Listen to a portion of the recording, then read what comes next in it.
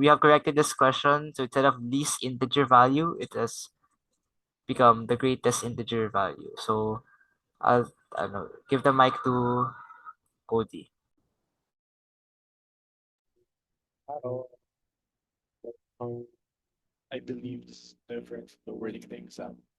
But just to get everyone up to speed, where is my pen button? I can't type. Okay. All right. Just to get everyone up to speed, how you would compute um the greatest or like the exponent of 2 to the factorial is something called legend trace, something. So like how you would compute for 8 factorial is this is equal to what is this equal to? It's to the 7 times 3 squared times 5 times 7. This is the prime factorization of 8 factorial. And what we're interested in right now is getting the exponent of 2. How you would do this is something called this formula, a sort of algorithm, where you'd realize that from 1 to 8, there are 4 numbers of a factor of 2. So you would add 4. And then from 1 to 8, you would realize that there are 2 numbers that are divisible by 4. So you would add 2, and there's one number that's divisible by 8. So plus 1, 7. So this is the sort of algorithm that will get you the exponent of a specific prime factor. In this case, we will get the exponent of 2 by doing this algorithm where we just divide 8 by 4, 8 by 2, so to 4, times plus 4 divided by 2, which is equal to 2, and then plus 2 divided by 1, 2 divided by 2, which is equal to 1. And for just to check for a equals 100, 100 factorial, the exponent of 2 would be 100 divided by 2, which is 50, plus 50 divided by 2, which is 25, plus the floor of 25 divided by 2, because you realize this is the amount of 50 is the amount of numbers from 1 to 100 that are divisible by 2. 25 is the amount of numbers from 1 to 100 that are divisible by 4. And now we want to get the amount of numbers that are divisible by 8. So you would just divide 25 by 2 and get the floor, which is 12. And then we just keep going. And then we will get that the exponent of 2 in 100 factorial is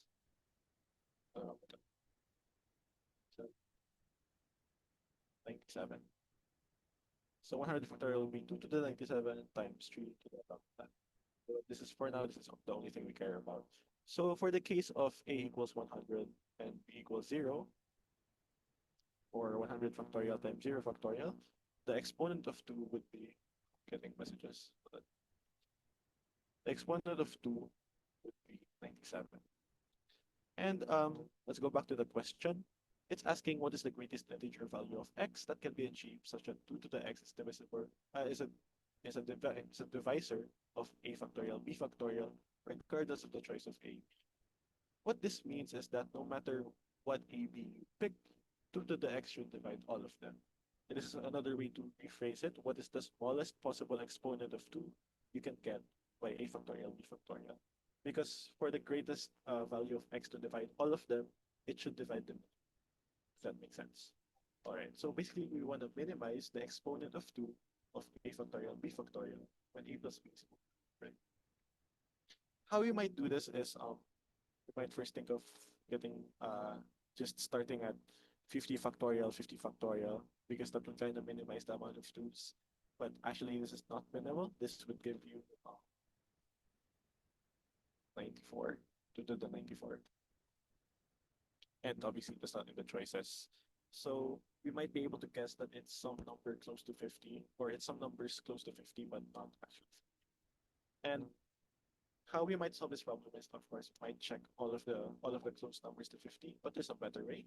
It's called Coopers, I think. No, Coopers is for juice. But the alternate form of legendaries, which is I'll introduce a new operator or a new symbol. It's called v sub 2. What v2 means is, for example, if we have v2 of 8, that would be equal to 3. What v2 means is the exponent of 2. So 8 obviously is 2 cubed, so v2 of 8 would be equal to 3.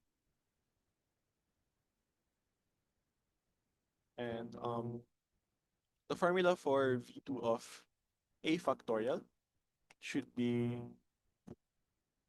oh shoot, what what is it? Yeah, it should be A minus the sum of the digits of A expressed in binary form. So binary is just converting into binary. And how this works is if you have V2 of 8 factorial, we have 8 minus the sum of the digits of A expressed in binary. Well, 8 in binary is just 1, 0, 0, 0. So V2 of 8 factorial will be 8 minus 1 equals 7. And that's correct, actually. So I'll put this here. By the way, I'm so lost.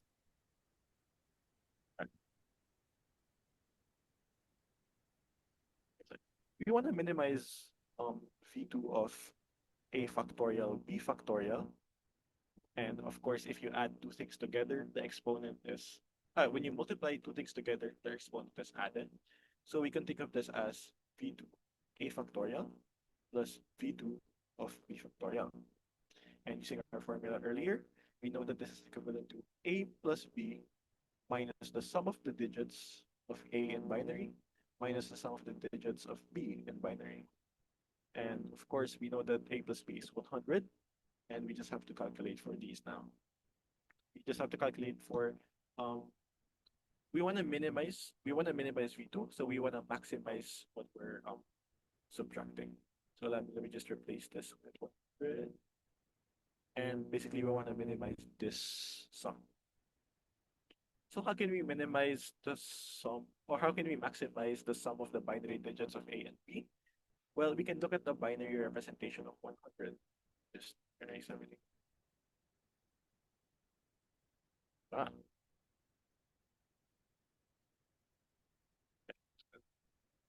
100 expressed in binary form should be, I should really have like an outline of notes whenever I do this. Wait. 100.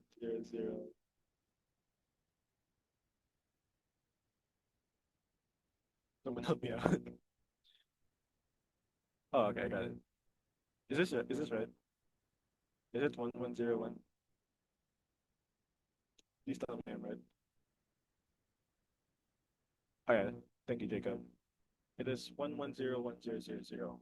And we have two numbers A and B, where if you add them, you get 100. So to maximize the amount of ones, or to maximize the digit sum of A and B, we want as many ones as possible. So to fit as many ones as possible here, you would kind of go for a greedy algorithm, where first let's realize that um, since there is a one here, you would have at least 6 digits for both A and B. So let's try to maximize the amount of ones. Here we have 3 zeros in a row. Oh, thank you, Penchick. Wait, is that right? Oh yeah, yeah, sorry, it's 100. We see we have 2 zeros in a row here. So to maximize the amount of ones, you would want to carry a one. So you would want 1 1 and 1 0. And then since the one over here carries, they would both have to be 0 0. And again, here we have 2 zeros in a row, so we would want 1 1 and 1. And the one carries, so this has to be a 1. And then we have one last one remaining, so we'll just put that anywhere. So that's kind of the maximal amount of ones you can fit into A and B if they sum up to 100.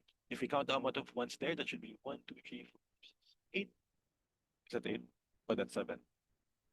So the minimal sum of 100 minus S2A minus S2B should be equal to 100 minus 7, which is equal to 93. Can someone confirm that's the right answer?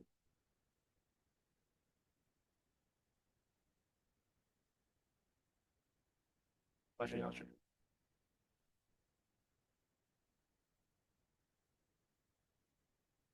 Hi, sir.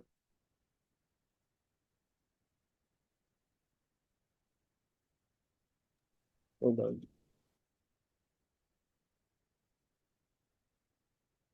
I think that's the right answer. So, are there any questions?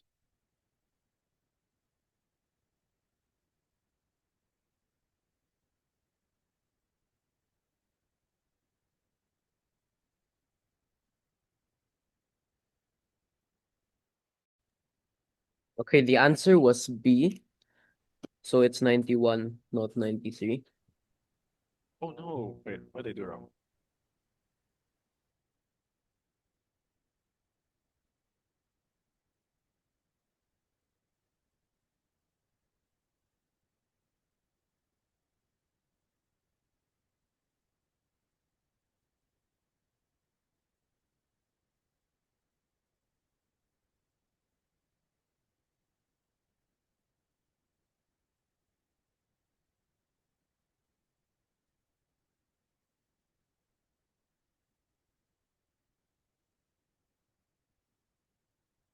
Oh, sorry, Jacob is the right construction in chat. I am so sorry, guys. Um, no, washed. Yes, yes. It should be um 101111. And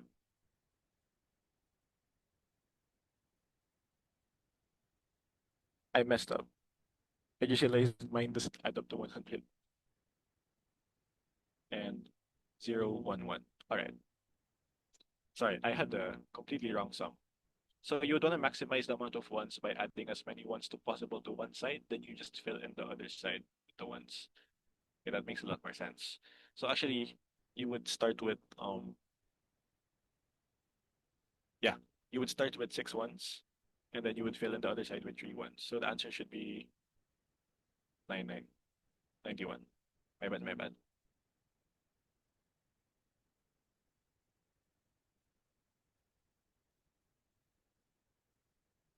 Yeah, this is the other equality case. A is equal to 63 and B is equal to 37. And actually that kind of makes sense because you want to minimize A factorial, B factorial, right? And you have 63 and then 37. And if you think about it, if you reach 64, you would be adding 8 exponents of 2. So like heuristically, this should be the optimal case or like the minimal case. So the answer happens when A is equal to 63, B is equal to 37, and there's another equality case, but this makes the most sense. And that should give you an exponent of 91.